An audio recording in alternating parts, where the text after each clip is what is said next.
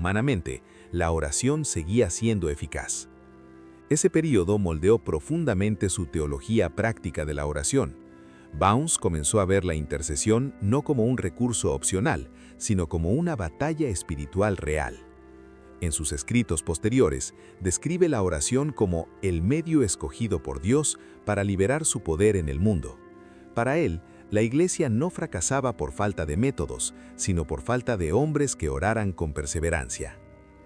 Hay registros de que Bounds se sentía profundamente incómodo con el crecimiento de una espiritualidad superficial dentro de la Iglesia de su tiempo. Observaba con preocupación el aumento de conversiones rápidas, poco acompañadas de arrepentimiento profundo o transformación de vida. En respuesta a ello, no organizaba campañas ni estrategias innovadoras. Oraba, y escribía, y advertía. Se dice que Bounds lamentaba con frecuencia el hecho de que muchos líderes cristianos confiaran más en su propia habilidad que en el Espíritu Santo. En sus libros, afirma que Dios no se impresiona con el talento, la organización ni la popularidad, sino que responde a la oración sincera y perseverante. Esta convicción lo llevó a una vida de profunda autoevaluación espiritual. Examinaba constantemente su propio corazón, temiendo que el activismo religioso sustituyera la verdadera comunión con Dios. Incluso después de la muerte de su esposa, Emma, cuando se vio solo con 3 hijos pequeños, Bounds no abandonó su rutina de oración. Por el contrario, hay registros de que ese período de intenso dolor lo llevó a un nivel aún más profundo de dependencia del Señor. Dicen que veía la oración no como una escapatoria del dolor, sino como el lugar donde el dolor era transformado en fe. Fue también en ese período cuando muchos de sus escritos más profundos comenzaron a tomar forma. Escribía temprano por la mañana, después de largas horas de oración, convencido de que las palabras nacidas en ese ambiente llevaban autoridad espiritual. Aunque pocos de esos textos fueron publicados mientras vivía, quienes tuvieron acceso a los manuscritos reconocían que había algo singular en ellos. Amigos cercanos afirmaban que Bounds no hablaba sobre la oración como alguien que observa desde la distancia, sino como un hombre que había sido consumido por ella. Hay relatos de que, al escucharlo hablar, las personas se sentían confrontadas no por acusaciones directas, sino por el contraste entre su propia superficialidad espiritual y la profundidad de aquel hombre. Así, mientras el mundo seguía adelante casi sin notar su existencia, Edward M. Bounds continuaba librando sus batallas en lo secreto. Creía, con convicción inquebrantable, que los mayores movimientos de Dios no comienzan en plataformas públicas, sino en habitaciones cerradas, con hombres dispuestos a perseverar en oración cuando nadie está mirando. Y fue exactamente de ese lugar oculto de donde nació el legado que, años más tarde, alcanzaría a generaciones enteras.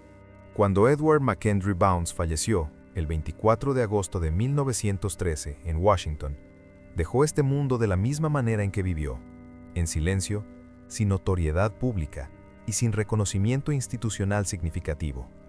Pocos periódicos registraron su muerte. Ninguna multitud acompañó su funeral. Para la mayoría, era apenas otro pastor metodista que había cumplido su jornada. Sin embargo, aquello que los hombres no vieron, Dios lo había preservado cuidadosamente. Después de su muerte, amigos cercanos y líderes cristianos que conocían su vida personal comenzaron a reunir sus manuscritos. Existen relatos de que muchos de esos escritos estaban guardados en cajones sencillos, carpetas desgastadas y cuadernos sin ninguna intención de publicación. Bounds no escribía para ser recordado. Escribía porque creía que Dios hablaba con los hombres que oraban y sentía el deber de registrar aquello que nacía en esos encuentros silenciosos. Se dice que al leer por primera vez los manuscritos de Bounds, algunos editores quedaron profundamente impactados, no solo por el contenido, sino por el tono espiritual que impregnaba cada línea. No se trataba de un lenguaje inflamado, ni de retórica emocional. Era algo más profundo, una claridad espiritual forjada en años de intercesión. Cada frase parecía cargar el peso de alguien que había experimentado aquello que enseñaba. Fue así como gradualmente sus obras comenzaron a ser publicadas, muchas de ellas de manera póstuma. Libros como Poder a través de la oración, El propósito de la oración y la oración, su lugar en el plan y el servicio de Dios, comenzaron a circular entre pastores, misioneros y líderes cristianos. El impacto fue inmediato y duradero. Existen testimonios consistentes de que estos libros no solo informaban, sino que confrontaban. Muchos lectores afirmaban sentirse llamados a reevaluar profundamente su propia vida de oración. Lo que más impresionaba no era únicamente el contenido teológico, sino la autoridad espiritual con la que Bounds escribía. Se dice que los lectores comentaban con frecuencia que sus textos parecían más una exhortación venida del cielo que un simple libro cristiano. Esto se explica por el hecho de que Bounds no separaba la escritura de la oración. Para él, escribir sobre la oración sin orar sería una contradicción. Hay registros de que líderes como Leonard Ravenhill fueron profundamente influenciados por Bounds. Ravenhill, conocido por su énfasis radical en la oración y el arrepentimiento, citaba con frecuencia a E. M. Bounds como una de sus mayores referencias espirituales. Decía que Bounds escribía como un hombre que había estado en el consejo de Dios. Esa percepción no surgió de la nada, sino de la coherencia entre vida y mensaje. Se dice que Bounds creía firmemente que Dios escoge hombres comunes para realizar obras extraordinarias, siempre que estén dispuestos a pagar el precio de lo secreto.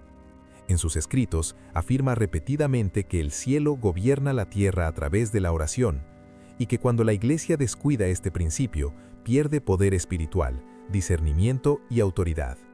Su legado no está asociado a un método específico de oración, sino a una vida enteramente rendida a ella. Bounds no enseñaba fórmulas, enseñaba perseverancia, no prometía resultados rápidos. Hablaba de una caminata larga, silenciosa y muchas veces solitaria con Dios. Para él, la verdadera oración moldeaba el carácter antes de mover las circunstancias. Existen relatos de que en muchos lugares del mundo, especialmente en contextos de avivamiento y renovación espiritual, los libros de Bounds reaparecen como lecturas esenciales. Pastores, misioneros y líderes de oración continúan encontrando en sus palabras no solo instrucción, sino dirección espiritual. Esto sucede porque sus obras no están atadas a un contexto cultural específico, nacen de principios eternos. Edward M. Bounds murió sin ver el alcance de su influencia. Nunca supo cuántas vidas serían impactadas por su fidelidad silenciosa. Sin embargo, su historia permanece como un poderoso testimonio de que Dios no depende de la visibilidad humana para cumplir sus propósitos. Él busca a hombres dispuestos a permanecer en lo secreto, a perseverar cuando nadie ve, a orar cuando no hay respuestas inmediatas. La vida de Bounds nos enseña que el verdadero poder espiritual no se construye en plataformas, sino en habitaciones cerradas. No nace de la prisa, sino de la espera. No es producido por talentos, sino por la intimidad con Dios. Fue un hombre moldeado por la oración, usado por Dios no porque buscó ser grande, sino porque eligió ser fiel. Y así, generación tras generación, su voz continúa resonando, no como un grito, sino como un llamado silencioso a la oración profunda, perseverante y transformadora. Un llamado que aún hoy encuentra eco en los corazones de aquellos que desean conocer a Dios, no solo en palabras, sino en una comunión verdadera.